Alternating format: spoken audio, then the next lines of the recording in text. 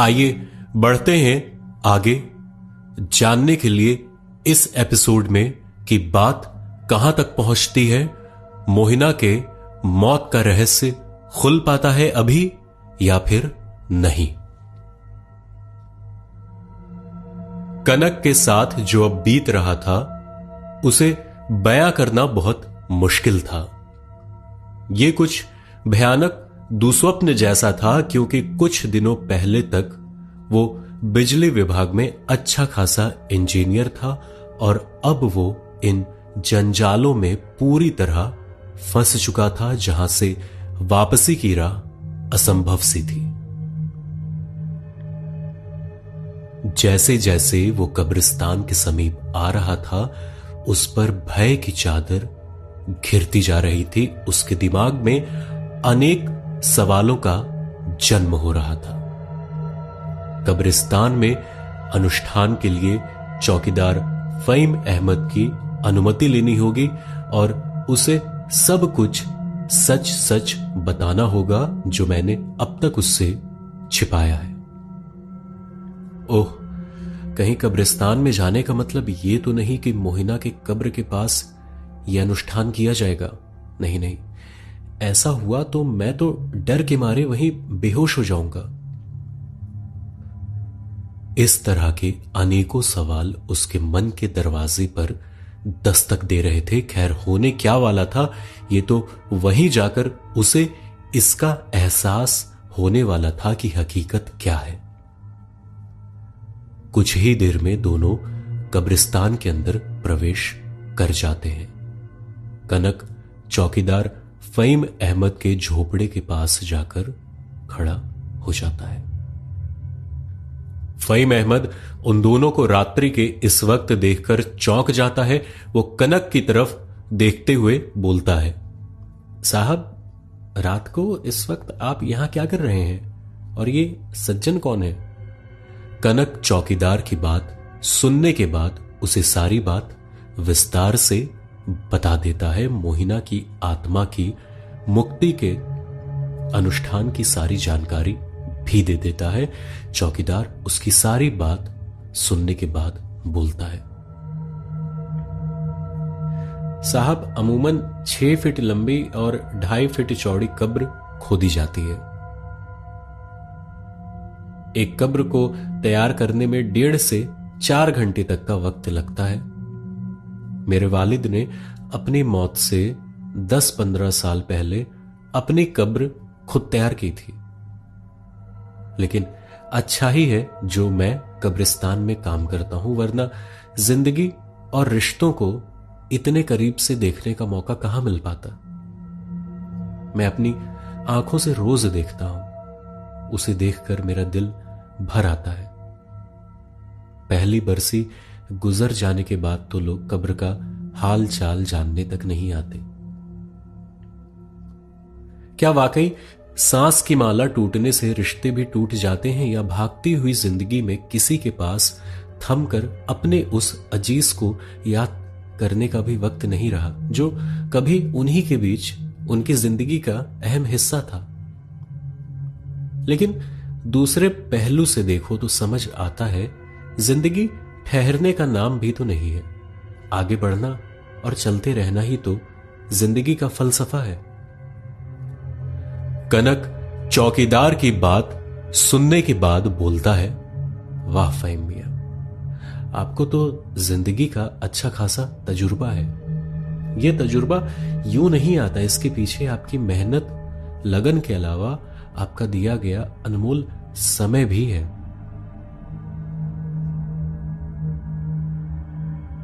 ईश्वर अल्लाह एक ही है, अलग है बस नाम में। काश ये जीते जी जान पाती कोई फर्क नहीं इंसान में। कनक की बातें सुनते ही तांत्रिक बाबा जोगानंद ने कहा, धरती पर जन्म लिए हुए हर एक जीव को एक न एक दिन यहां से जाना ही होगा। इस दुनिया में कोई अमर नहीं है। जन्म और मरण का यह चक्र चलता ही रहता है। जीव अपने कर्म के आधार पर जन्म लेता है। जन्म लेने के बाद वो अपने खाते में लिखे हुए सुख दुख का भुगतान करता है। यह सुनते ही चौकीदार फहीम अहमद बोला, बाबा वो सब तो ठीक है, लेकिन मैं एक बात जानना चाहता हूं कि मोहिना तो एक मुस्लिम लड़की थी और आप उसकी आत्मा की मुक्ति हिंदू रीति रिवाज से क्यों कर रहे हो? उसकी बातों को सुनने के बाद तांत्रिक बोला, आप सभी लोग इस बात को तो जानते ही होंगे कि हिंदू धर्म में व्यक्ति का अंतिम संस्कार नदियों के किनारे किया जाता है, जिसको हम शमशान घाट के नाम से जानते हैं। शमशान घाट में व्यक्ति के मृत शरीर को लाकर दाह संस्कार या अंतिम संस्कार किया जाता है। शमशान घाट वो स्थान होता है जहां पर आत्माओं का डेरा होता है, इसलिए वहां पर सभी का जाना सही नहीं होता है। हिंदू धर्म में शमशान घाट के अंदर महिलाओं का जाना मना है, वहीं कुछ विशेष परिस्थितियों में शमशान घाट में किसी का भी जाना उचित नहीं होता है। धार्मिक मान्यताओं के मुताबिक शमशान पर भगवान शिव जी और माता काली का अधिपत्य होता है। ऐसा माना जाता है कि अंतिम संस्कार के पश्चात भगवान शिव जी मृत आत्माओं को अपने अंदर समाहित कर लेते हैं। ऐसे में किसी जीवित मानव की उपस्थिति से इस प्रक्रिया में बाधा नहीं पहुंचनी चाहिए, अन्यथा उस व्यक्ति को माता काली के प्रकोप का सामना करना पड़ेगा। शमशान घाट आत्माओं और भूत प्रेतों का निवास स्थान माना जाता है। इन्हीं कारणों से जैसे ही आसमान में चंद्रमा नजर आने लगता है, उस समय से लेकर सूर्य उदय होने तक जीवित मनुष्य को शमशान घाट या उसके पास से नहीं गुजरना चाहिए, क्योंकि रात के वक्त नकारात्मक शक्तियां अधिक प्रभावी होती हैं, जो मानसिक रूप से कमजोर व्यक्तियों को तुरंत अपना निशाना बना लेती हैं। ऐसे में जो व्यक्ति भावनात्मक रूप से कमजोर होते हैं, उनके ऊपर इन नकारात्मक शक्तियों का प्रभाव आ जाता है और उस व्यक्ति का अपने आप पर काबू नहीं रहता, ये उन आत्माओं के काबू में आ जाते हैं। दोनों धर्म में देखा जाए तो काफी समानताएं हैं। रात्रि के पहर में शमशान घाट और कब्रिस्तान में दोनों जगह यहां मृत इंसान की आत्मा का वास होता है, अतः विशेष अनुष्ठान के द्वारा इनसे आसानी से संपर्क साधा जा सकता है। ये स्थल उनसे मुखातिब होने के लिए सबसे उपयुक्त माना जाता है। यहां इन्हें आवाहन करके आने को विवश किया जा सकता है। किसी भी धर्म में मृत्यु के पश्चात आत्मा या रूह को अपना शेष बचा हुआ काल को पूरा करने हेतु भटकना ही पड़ता है। इसलिए मृत्यु के पश्चात वो मुक्त रूप से स्वतंत्र हो जाते हैं। उन्हें ना किसी धर्म से मतलब होता है, ना ही अपने किसी करीबी से।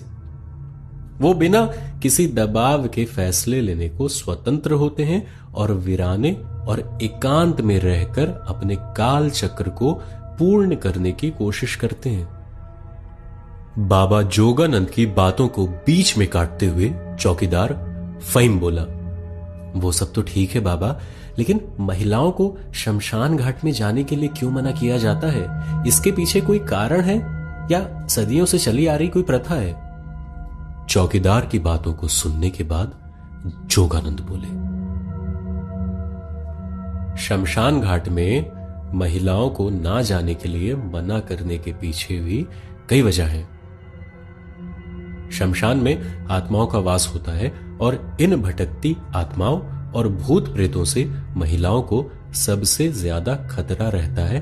ऐसा माना जाता है कि बुरी आत्माएं महिलाओं को बहुत ही जल्दी अपना निशाना बना लेती हैं।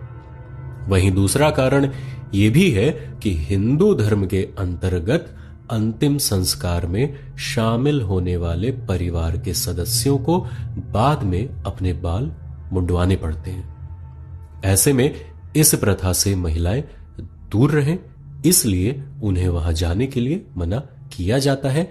ऐसा भी माना जाता है कि महिलाएं पुरुषों के मुकाबले बहुत ही कोमल होती हैं। अगर वो अंतिम संस्कार में शामिल होंगी तो वो जरूर रोने लगेंगी। अगर शमशान घाट पर कोई रोता है तो उससे मरने वाले की आत्मा को शांति नहीं प्राप्त होती है।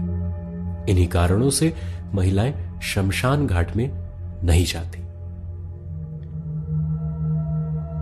अभी ये बातें चल ही रही थी कि इस बार कनक ने बीच में टोक दिया। बाबा, हमें अब आगे क्या करना है बताइए, क्योंकि पुष्य नक्षत्र खत्म होने में मात्र 25 मिनट ही शेष है। फहीम मियां, हमें मोहिना के कब्र के पास ले चलो, हमें वहीं जाकर अपने कार्यों को अंजाम देना है। बाबा जोगानंद ने चौकीदार को आदेशात्मक स्वर में कहा। अगले ही कुछ पलों में वो तीनों मोहिना के कब्र के पास खड़े थे। कनक के समझ में बिल्कुल भी नहीं आ रहा था कि आखिर ये सब क्या माजरा है और इस कब्र के पास क्या प्रयोग होने वाला है। बाबा जोगानंद ने खुद गाय के गोबर में सेंधा नमक मिलाकर पूजा वाली जगह को अच्छे से लीप दिया। अगले ही पल वो जगह देखते ही देखते सूख गई तो बाबा ने ऊपर से वहां कुमकुम, हल्दी, अक्षत डाल दिया और वहां मां काली की मूर्ति रख दी। अब अगली आवाज बाबा जोगानंद जी की थी।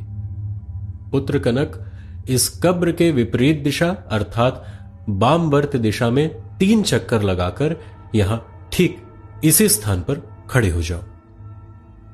कनक ने ठीक वैसा ही किया और अगले आदेश की प्रतीक्षा करने लगा।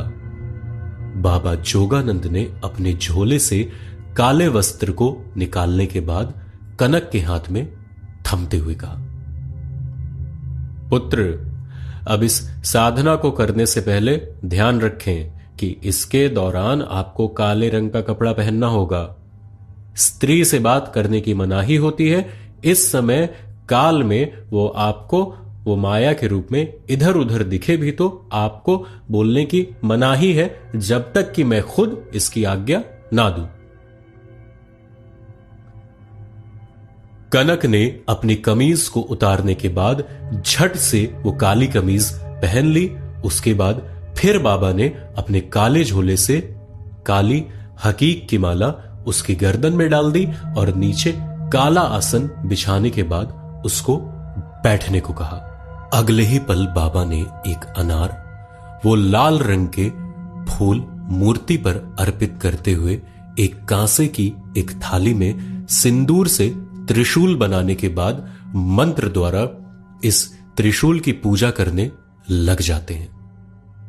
मंत्र का 11 बार उच्चारण करने के बाद बाबा जोगानंद कनक से कहते हैं, पुत्र कनक, अभिमंत्रित गोमती चक्रों में से 3 को पीले कपड़े पर रखकर मां लक्ष्मी का स्मरण कर यहां अर्पित करें और बाकी के बचे हुए 4 अभिमंत्रित गोमती चक्रों को उठाकर मोहिना के कब्र के चारों कोनों में एक एक करके दबा दें।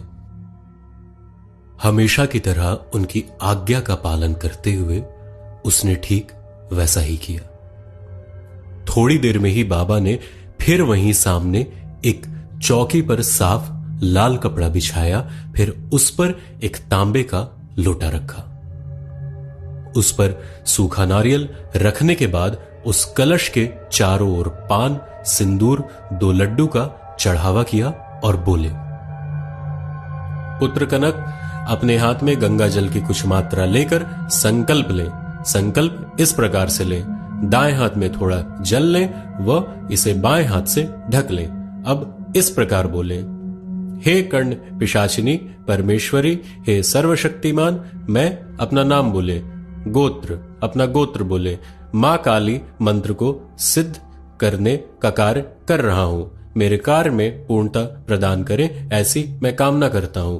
मेरे द्वारा किए गए कार्य में किसी भी प्रकार की त्रुटि हो गई हो तो क्षमा करें।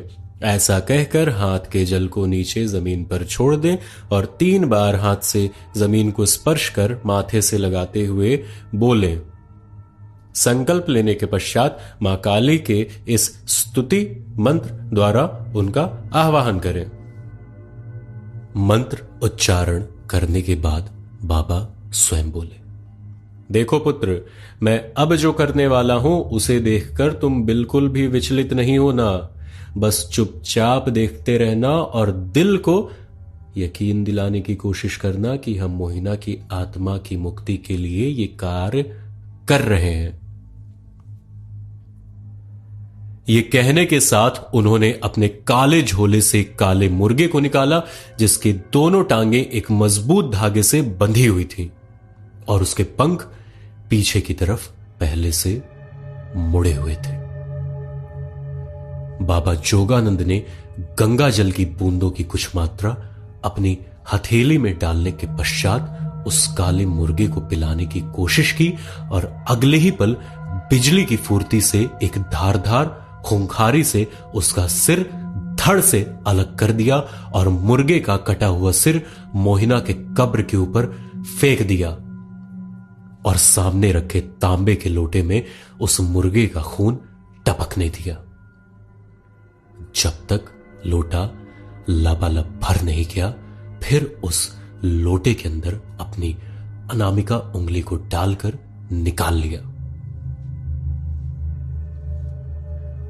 उस कलश पर स्टार बनाते हुए उसके मध्य में एक बिंदी लगाई।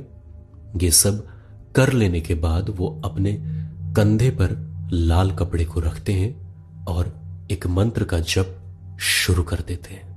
इस तरीके को देखकर साफ साफ अंदाजा लगाया जा सकता था कि कर्ण पिशाचिनी साधना को सिद्ध करने के बाद सारे काम आसानी से होने वाले थे, क्योंकि उस कर्ण पिशाचिनी की मदद से सारे जवाब कान में मिलने वाले थे। अचानक तेज हवाएं चलने लगी और वातावरण बिल्कुल ही ठंडा होने लगा। कनक की चमड़ी आसानी से मौसम में हुए अचानक इस बदलाव को महसूस कर रही थी। कनक को अब एहसास हो चला था कि अब वो पल आ गया है जिसका उसने बेसब्री से इंतजार किया था और जिसका सामना खुद अकेले करना उसके बस की बात नहीं थी। उसका दिल अब जोर जोर से धड़कने लगा था। इस सन्नाटे में उसके दिल ध्वनि गूंज रही थी, जिसे आसानी से अब सुना भी जा सकता था। अभी कनक खुद को संभालता कि अचानक उसे दूर से कोई साया अपनी ओर आता हुआ दिखाई दिया। तो क्या मिलने वाले हैं सारे सवालों के जवाब? पूजा सफल रही या बाकी है कुछ शेष? सब जानने